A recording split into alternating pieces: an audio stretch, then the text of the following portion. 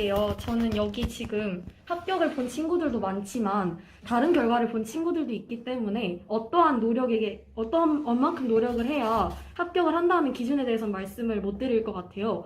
그런데 저는 제가 한 노력들을 짤막하게 얘기를 해드리면서 그 판단을 여러분에게 맡겨보고 싶습니다. 저는 1월 달부터 입시를 한 학생이었고 처음 세미나 들어온 지 5분 만에 첫 번째 말을 했거든요. 발표를 처음으로 5분 만에 했는데 이제 거기서 첫 번째 세미나에서 제가 들었던 감정은 일단 대치동에 왔으니 한번 그래도 최선을 다해봐야겠다라는 마음가짐이었어요. 그래서 첫 번째 세미나에서 발표를 시작했고 그게 습관이 되다 보니까 계속해서 발표를 많이 하는 학생으로 이게 되게 되었는데 세미나에서 이렇게 많은 친구들 앞에서 발표를 하는 건 굉장히 어려운 일이잖아요. 틀릴까봐 걱정되기도 하고 또 약간 지적받았을 때 두렵기도 하잖아요. 그런 것들을 저는 합격에 대한 열정으로 이겨낼 수 있었다고 생각을 해요.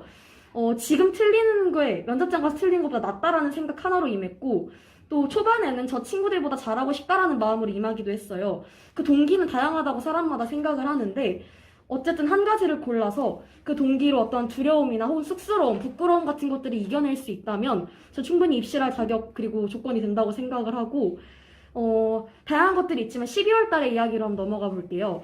면접은 12월 24일 혹은 25일 둘 중에 하나거든요. 그래서 이제 12월 달 초부터 면접 준비를 친구들과 함께 해요.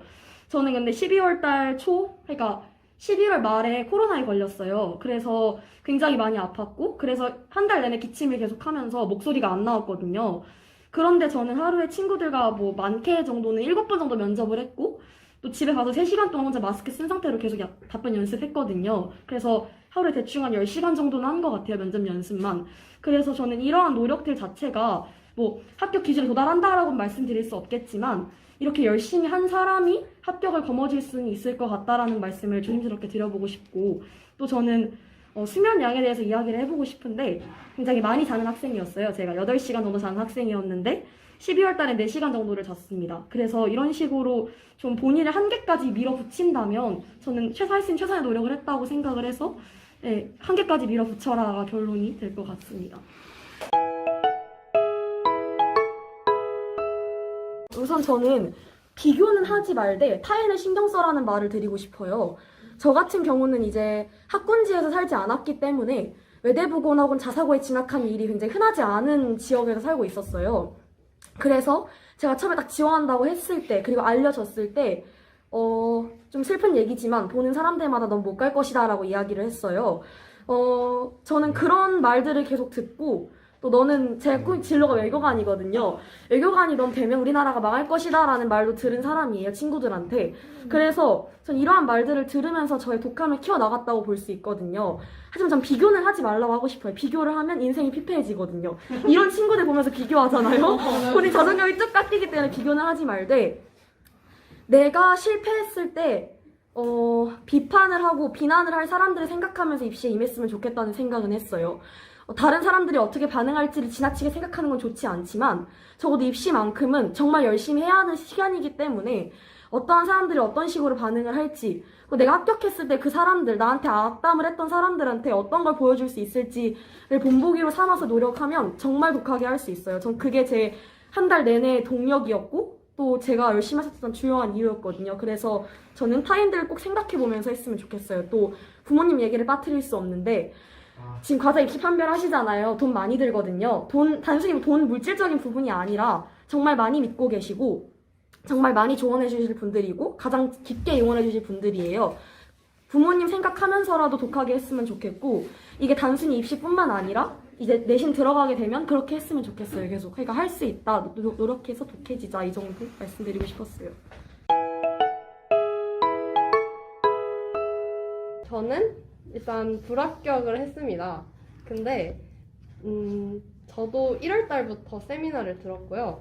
그리고 세미나에 되게 적극적으로 임했고 그리고 마지막에 아까 저 친구가 설명해준 12월 달에 하는 면접 연습에도 진짜 열심히 임했거든요.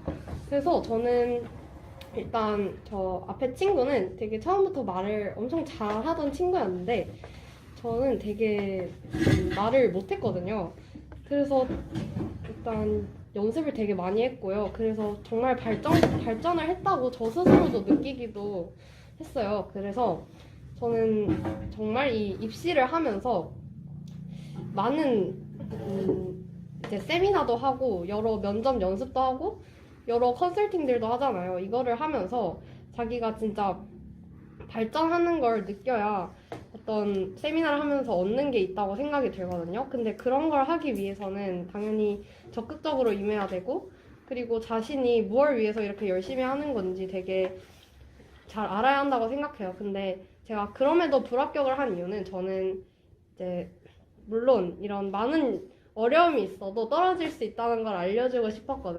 그러니까 제가 하고 싶은 말은 결국 입시는 운이라고 저는 생각을 해요. 근데 물론 이 운을 이겨내기 위해서는 저는 엄청난 노력이 필요하다고 생각해요. 이 운의 작용을 최소한으로 하려면은 자신이 할 수 있을 만큼, 그러니까 진짜 엄청 간절해서 진짜 엄청 노력을 해야 이 운을 뛰어넘을 수 있다고 생각을 하는데, 이렇게 저처럼 거기까지 했는데도 이렇게 운의 작용이 되게 크게 받을 수 있다는 것도 알려주고 싶었고. 저는 면접을 볼 때 가장 중요한 게 자기소개서를 분석하는 거랑, 면접 볼 때 인성이나 다른 진학 후 계획 이런 데서 문제가 나와도 자기 학습이랑 엮는 게 제일 중요하다고 생각을 합니다. 저 친구랑 같이 얘기를 해봤는데, 우리가 왜 합격을 했을까에 대해 이야기를 해봤을 때 가장 중요하게 나왔던 게 본인의 자기소개서를 잘 많이 읽어보고 많이 질문을 뽑아봤던 거였어요. 그래서 저는 이제 계속 타임만에 12월부터 계속 오긴 했지만 쫌쫌따리 이제 친구들과 면접 연습을 하고 대부분의 시간에 이제 자기소개서를 분석하는 데 썼던 것 같아요. 이 소재에 대해서는 어떻게 문제가 나올 수 있고 어떤 문제가 제일 주요하게 나올 것 같다를 저는 다 정리를 하고 그거에 대한 답변도 다 준비를 해놨었거든요. 그렇게 하고서 친구들이랑 다시 면접을 하다 보니까 저는 되게 존경하던 친구가 저한테 면접을 잘한다는 얘기를 해줬거든요, 마지막에는. 사실 그래서 좀 자신감이 많이 올라간 상태로 면접을 볼 수 있었던 것 같아요.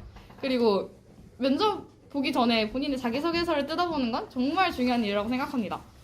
이 정말 기본적인 문제가 나와도 대답을 못하는 경우가 많은데, 저희가 면접 연습을 할 때 너무 꼬아서 질문하고 너무 어렵게 질문하려고 했던 것 같아요, 친구들과 할 때. 그래서 저는 좀 기본적인 문제들도 자기소개서에서 나올 법한 문제들은 다 연습을 해봐야 한다고 생각을 하고, 두 번째로 면접을 할 때는 인성이나 진학 후 계획,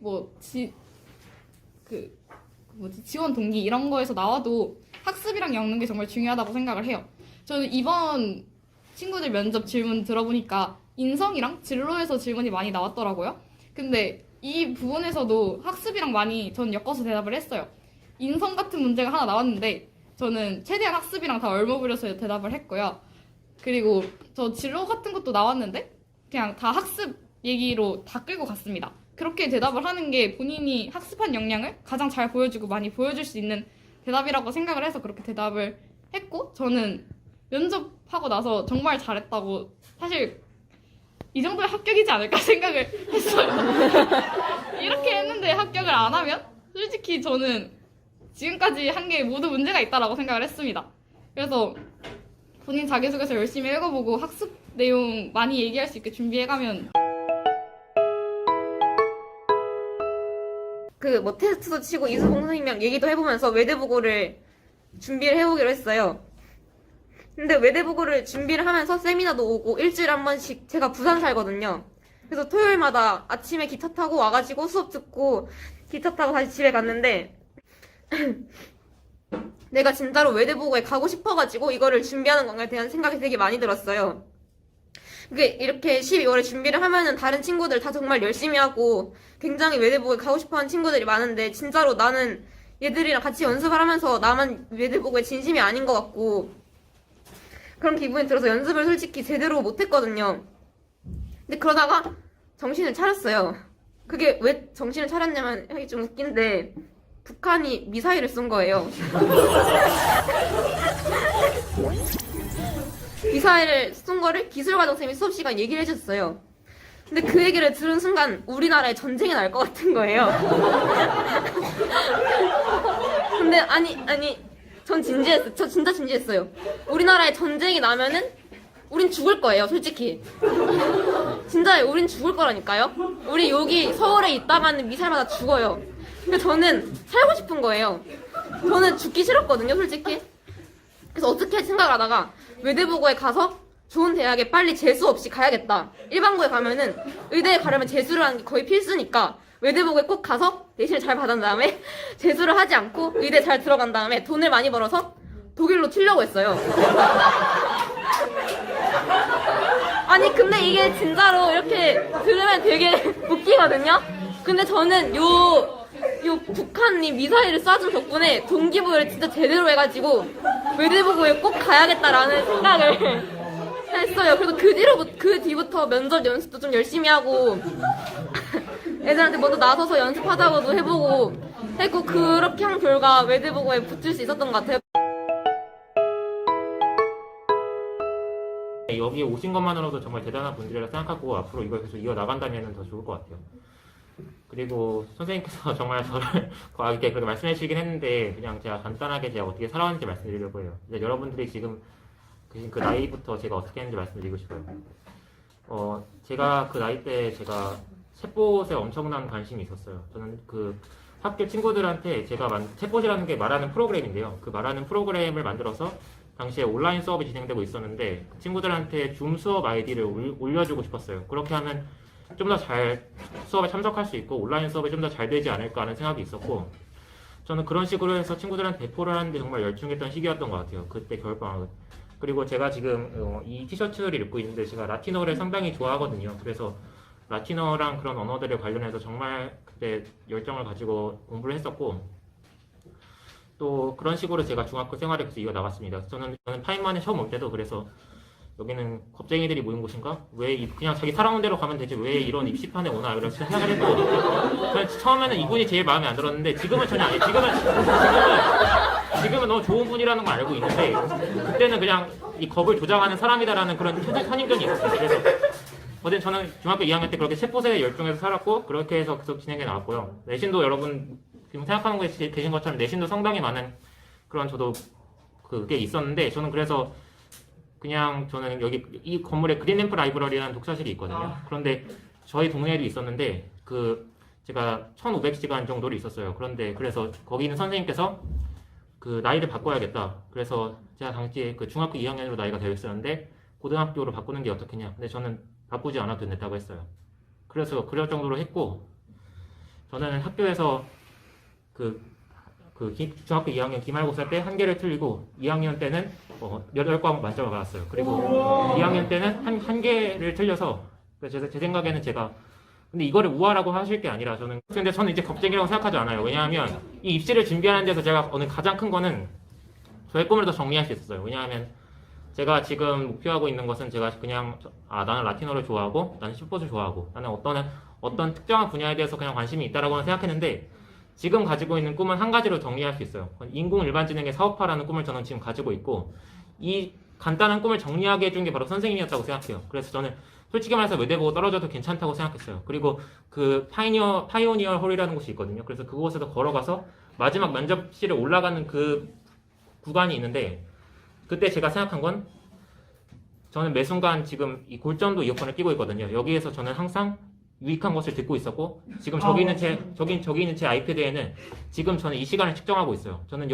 제가 어떻게 살고 있는지 그 시간을 매일매일 분 단위로 측정하고 그것뿐만이 아니라 저는 매일매일 자아 성찰을 해요. 그래서 마지막으로 일기를 써서 뭐를 해야겠다라고 그냥 저는 거기에 제 인감 도장을 찍어서 여기 있는 걸 어길 시에는 그냥 어떤 벌이라도 달게 받겠습니다라고 외대부고에 떨어져도 괜찮다. 그리고 그 복도에서 걸어 나올 때 저는 괜찮을 수도 있겠다.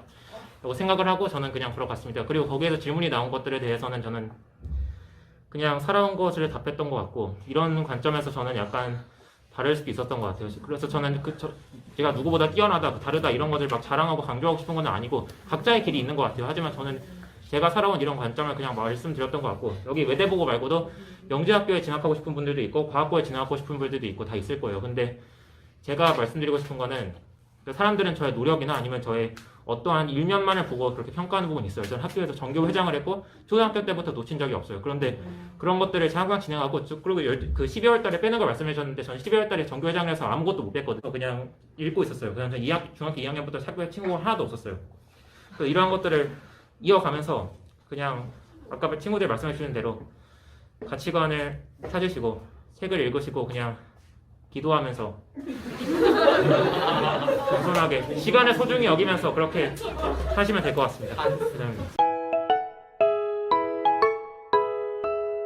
캘린더에 색깔 다 다르게 해서 분 단위로 일정이 잡혀 있어요. 그래서 이걸 근데 여러분도 중학교 2학년 내신 처음 하다 보면 그렇게 한 친구들 분명 있을 거고 여러분 중에 몇 명도 그렇게 할 거예요. 그렇게 계획을 짜서 사는 게 되게 좋은데 이게 나중에 가다 보면 되게 사람이 느슨해진단 말이에요. 저도 처음엔 쟤처럼 살다가 나중엔 안 되는 케이스였는데 어쨌든 그걸 매일 지켜나가고 항상 계획한 대로 살고 정말 보이지 않는 곳에서 노력을 많이 한 친구거든요.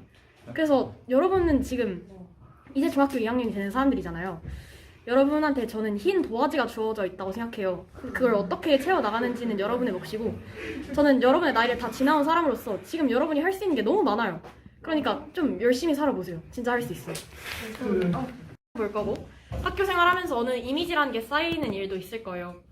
거기에서 가져야 되는 태도를 크게 두 가지 말씀드리도록 할게요. 첫 번째는 성실성이에요. 내신은 성실성이 다거든요. 특별한 지름길이나 방법론 같은 게 있는 게 아니라 그냥 학교 생활 성실히 하고 쌤 말 잘 듣고 쌤 눈에 예쁜 학생으로 보이면 다예요. 그 진짜 내신 별거 아니고 열심히만 하면 잘 받을 수 있는 거니까 공부 방법 같은 거 잘 참고해서 내신은 잘 받아 놓는 게 좋아요. 왜냐면 이것 때문에 가고 싶은 고등학교에 못 가게 되는 불상사가 생길 수도 있으니까 이건 무조건 잘해야 된다. 그리고 두 번째는 이게 정말 중요한 건데 어떤 일에서도 배우고자 발악하는 태도를 지녔으면 좋겠어요. 저는 이걸 이수봉 쌤한테 들은 얘기였는데 저는 학교 생활을 하면서도 사실 쉬운 내용들도 하잖아요.